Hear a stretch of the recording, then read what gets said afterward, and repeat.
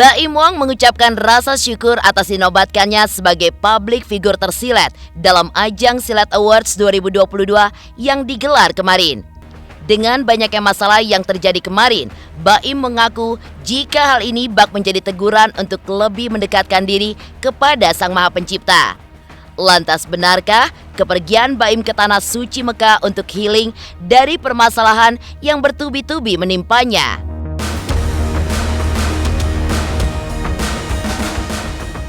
Ya, permasalahan yang menimpa Baim wajar saja bila membuat suami Paula ini pun menjadi down.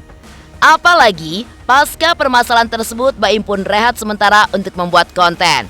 Lantas benarkah Baim kini merasa ada hal yang berubah dari dirinya?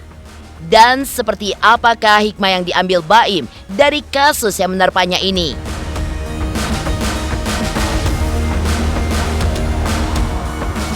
Di sisi lain, kasus dugaan pelaporan palsu dan juga Undang-Undang ITE yang menimpa Baim saat ini memang tengah berjalan di Polres Metro Jakarta Selatan. Kemarin, terlihat sekelompok orang yang berdemo dan meminta suami Paula ini pun untuk diadili. Lantas, bagaimanakah Baim menanggapi hal tersebut? Pemirsa, bersama Intens Investigasi, kami hadirkan kabar terkini, terpercaya, dan teraktual. Tetapi sebelumnya, jangan lupa untuk like, subscribe, dan juga share channel YouTube ini.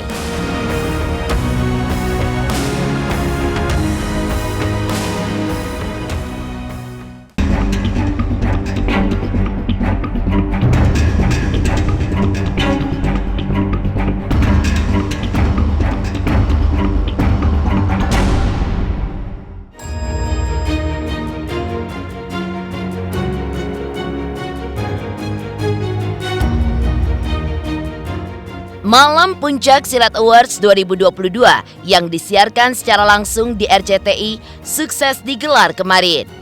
Menampilkan sederet bintang papan atas tanah air, baik sebagai pembaca nominasi maupun pengisi acara. Sukacita Malam Puncak Silat Awards 2022 juga dirasakan oleh aktor sekaligus konten kreator Baim Wong. Berhasil mencatatkan namanya sebagai pemenang dalam penghargaan kategori public figure tersilet. Baim pun berhasil mengalahkan sederet nama-nama top lainnya seperti Hotman Paris Hutapea, Pesulap Merah, Najwa Shihab, hingga Kaseto. Dan seperti inilah kebahagiaan Baim Wong atas penghargaan yang berhasil diraihnya. Silat Award 2022 Public Figure Tersilet Adalah Baim Wong. Pasti senang, pasti juga senang juga sama para nominasi ya, kuat-kuat banget semuanya. Tapi balik lagi ya, paling senang kalau udah seperti ini adalah kepercayaan ya, kepercayaan yang karena kan kita bangun karir seperti ini bukan main-main ya, puluhan tahun, dan kita tidak tahu apa yang terjadi. Benar jadi salah, salah jadi benar, semuanya nggak tahu. Tapi balik lagi, orang yang sudah percaya, orang yang udah suka, dia tuh nggak perlu penjelasan. Iya, tapi kalau orang yang tidak suka mau kita jelasin juga nggak akan ngerti. Nah, dengan adanya ini tuh saya senang. Salah satu TV lah ya yang paling saya kerja sama sudah lama juga ya, RCTI. Selalu support, selalu percaya, walaupun itu juga ada voting ya. Jadi lewat voting ya, jadi semuanya kalau udah percaya seperti itu kan ya mau bilang apa aja, mau bilang syukur nggak cukup, seneng nggak cukup, yang penting ya alhamdulillah, makasih ya. Ya, kemenangan yang diterima Baim ini pun tentu dirasakannya sebagai sebuah apresiasi di antara banyaknya permasalahan yang sedang menimpanya akhir-akhir ini. Seperti diketahui, saat ini Baim tengah terlibat sebuah kasus dugaan pelaporan palsu dan juga Undang-Undang ITE yang saat ini sedang berjalan. Lantas, bagaimanakah Baim menilai permasalahan yang menimpanya itu? Dan benarkah kepergian Baim ke Tanah Suci Mekah adalah untuk healing dari permasalahan yang bertubi-tubi menimpa dirinya? sama seperti yang tadi saya bilang ya, ketika memang saya salah, tolong tegur. Kalau teguran itu keras, tegur aja, saya nggak apa-apa. Tapi kalau orang-orang itu salah, mau dia fitnah, mau dia yang menimbulkan semua kehebohan ini, saya selalu bilang tolong maafkanlah. Jadi buat saya nggak ada dendam buat mereka. Jalan saya juga enak tiap hari. Kalau kita kesel tuh sama orang, nggak enak banget beneran. Sebenarnya healing untuk banyak pengertian ya. Tapi kalau ditanya sama orang ketika masalah saya, maaf ya bukan saya sombong atau gimana ya, saya kenapa-napa, itu nggak benar. Jadi nggak benarnya tuh saya setiap hari sama, melihat hari-hari itu sama. Ketika ada pelajaran ya pelajarannya apa, tapi nggak bikin kita itu jatuh, jangan. Tapi saya lebih ke arah terlalu banyak sih yang bisa kenapanya ya, dari setiap dan setahun itu yang kemarin itu saya banyak sekali sampai saya kadang-kadang mau minta maaf aja suka malu. Kenapa? Karena kok minta maaf lagi ya, seperti gue nggak ngerti. Tapi balik lagi kan, semua yang dikerjain sama kita itu kayak semua orang belum tahu niatannya seperti apa. Jadi buat saya kemarin tuh kayak ke Mekah, mau dibilang pusing atau enggak, biasa, bukan sombong ya, maaf ya, biasa aja. Tapi memang karena itu saya di Mekah dan di sana rehat semuanya. Saya di sana juga nggak pernah mikirin konten, nggak pernah foto dalam arti untuk depan Ka'bah yang biasa kita lakuin terus. Jadi maunya bener-bener ibadah, dan itu nikmat banget sih. Kalau hikmah pasti ada, cuman melihat masalah itu seperti apa. Kalau saya banyak sekali sih. Kalau nggak ada masalah itu mungkin saya nggak di Mekah. Iya benar. Itu yang paling ini. Ya, permasalahan yang menimpa Baim wajar saja bila membuat suami Paula ini pun menjadi down.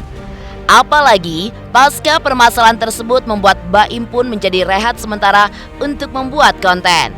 Lantas, benarkah Baim merasa kini ada hal yang berubah dari dirinya? Pemirsa Intens Investigasi, jangan lupa untuk like, subscribe, dan juga share channel YouTube ini. Saksikan terus Intens Investigasi yang tayang 3 kali sehari, mulai dari Senin sampai Sabtu. Jangan lupa like, share, and subscribe.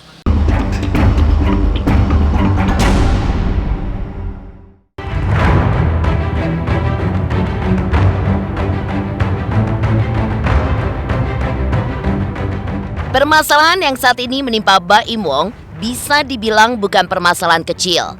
Baim dilaporkan oleh dua pihak yang melaporkannya dengan pasal berbeda, yakni pelaporan palsu dan juga Undang-Undang Transaksi Elektronik atau ITE. Lantas, benarkah kini Baim merasa ada hal yang berubah dari dirinya? Sebenarnya gini loh, sebenarnya kan orang melihatnya apa yang kelihatan ya, kayak misalnya YouTube kok nggak tayang ya. Sebenarnya pekerjaan di belakang itu kan banyak banget. Saya ngerjain banyak sekali pekerjaan.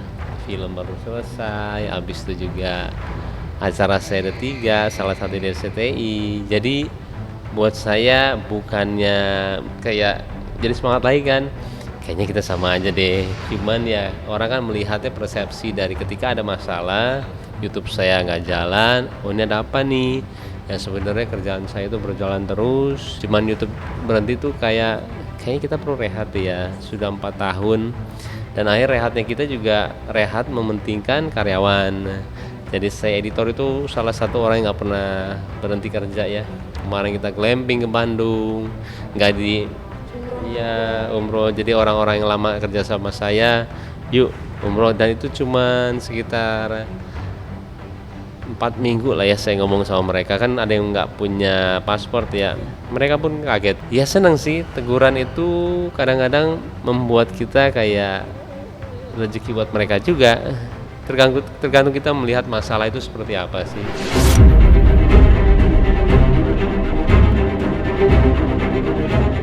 Kasus yang menimpa Baim memang bermula saat suami Paula itu membuat konten di Polsek Kebayoran Lama beberapa waktu silam.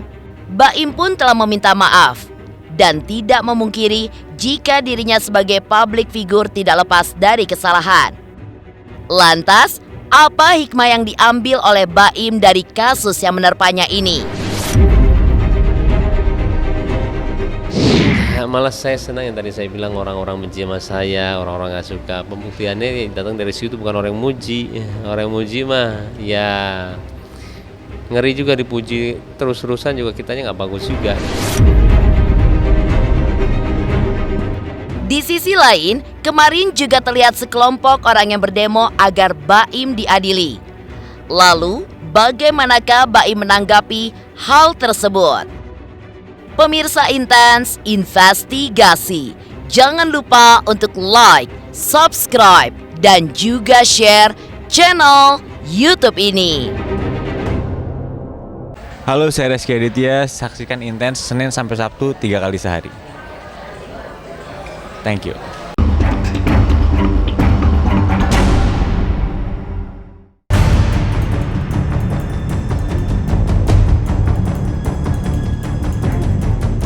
Di sisi lain, kemarin terlihat sejumlah orang yang tergabung dalam gerakan mahasiswa hukum Indonesia menggelar aksi demo di depan Polres Metro Jakarta Selatan. Menegakkan sebuah spanduk yang bertuliskan "Tangkap dan Adili Baim Wong", pendemo juga meminta agar kasus dugaan pelanggaran Undang-Undang ITE dengan ancaman hukuman 12 tahun itu segera diselesaikan. Beberapa waktu yang lalu ada satu persoalan yang dimana mempermainkan nama baik daripada institusi lembaga hukum itu sendiri. Salah satunya adalah institusi kepolisian, kawan-kawan, yaitu surat keterangan laporan palsu yang dilakukan oleh saudara Baim Wong terkait dengan pelanggaran KDRT, kawan-kawan. Ini sangat mempermainkan institusi lembaga hukum itu sendiri, kawan-kawan. Lembaga hukum agar segera memanggil dan memeriksa Baim Wong serta beri teguran yang tegas dan ditangkap atas tindakan memanipulasi atau mempermainkan institusi lembaga hukum. Salah satunya adalah institusi kepolisian, kawan-kawan. Agenda hari ini kami meminta kepada institusi lembaga hukum, dalam hal ini institusi kepolisian, agar segera memanggil dan menyelidiki serta segera menetapkan saudara Baim sebagai tersangka dalam kasus pelaporan palsu terkait dengan KDRT, pelanggaran rumah tangga yang dibuat-buat palsu oleh saudara Baim Wong. Karena ya jelas bahwa ini sangat mempermainkan nama baik daripada institusi lembaga hukum itu sendiri, salah satunya institusi kepolisian. Surat pelaporan palsu ini, namanya laporan palsu ini kan tidak dibuat sembarangan. Harus ada kejadian-kejadian yang terjadi, ada peristiwa hukum di sana baru ada pelanggarannya. Tetapi ini sengaja dibuat-buat untuk bagaimana demi konten YouTube-nya. Nah, ini sangat mencemarkan nama baik dari institusi lembaga hukum. Dalam hal ini kepolisian. Pasalnya yang disangkakan yaitu 2220 KUHP, kemudian Undang-Undang ITE. Ancamannya sama ya, jadi 1 tahun 4 bulan, kemudian yang Undang-Undang ITE 12 tahun.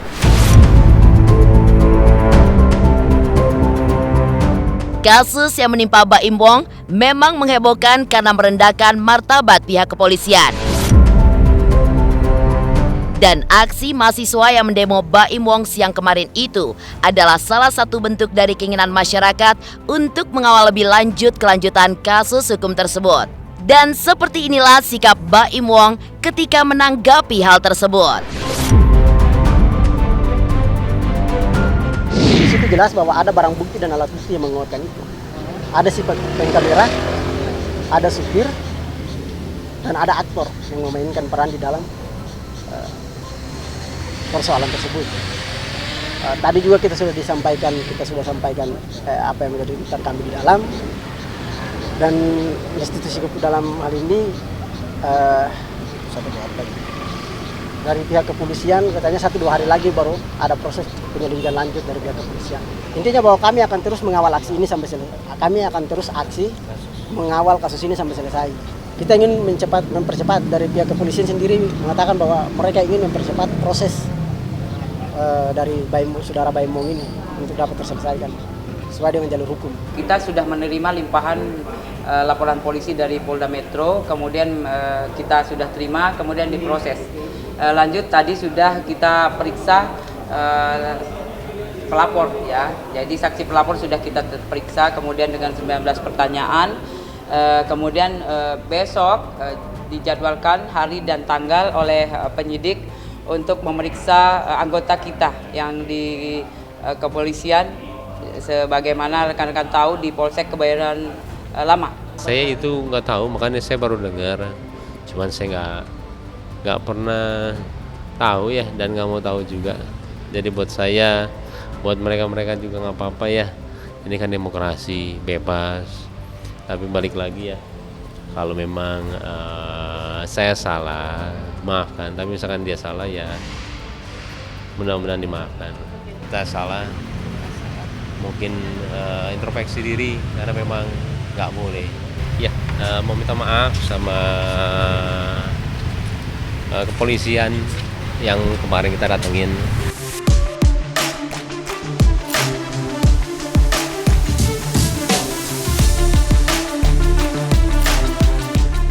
Demikian pemirsa, kabar terkini, terpercaya, dan teraktual yang kami hadirkan hari ini.